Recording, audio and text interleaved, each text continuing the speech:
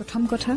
তুমি আকৌ বেক কৰিছা বেক কেতিয়াও কৰিব নালাগে তোমাক হেতুৰ বাবে তো তোমাৰ মা দেউতাই জন্ম দিয়া নাই যে তুমি কাৰোবাক ইমান কাকুতি মিনতি কৰিছা যে মোৰ জীৱনলৈ ঘূৰি আহা ৰাইট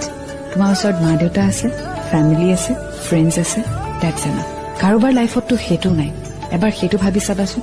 মা দেউতা নাই বাইদেউ নাই ভন্টি নাই দাদা নাই বেষ্ট ফ্ৰেণ্ড নাই সেইজন মানুহ কিমান অকলশৰীয়া বাট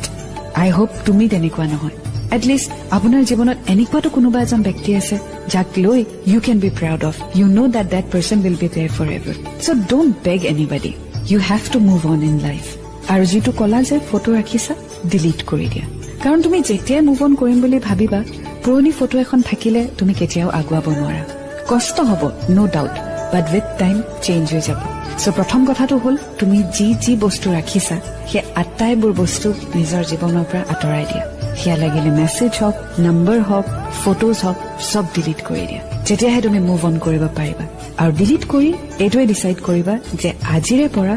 মই এটা নতুন জীৱন আৰম্ভ কৰিম I am special, I am beautiful and people will love me for what I am আৰু আজিৰে পৰা মই হ্যাপি থাকিম কাৰণ মোৰ হ্যাপিনেছৰ ওপৰত বহুত মানুহৰ হ্যাপিনেছ ডিপেন্ড হৈ আছে স্পেশালি তোমাৰ ফ্যামিলি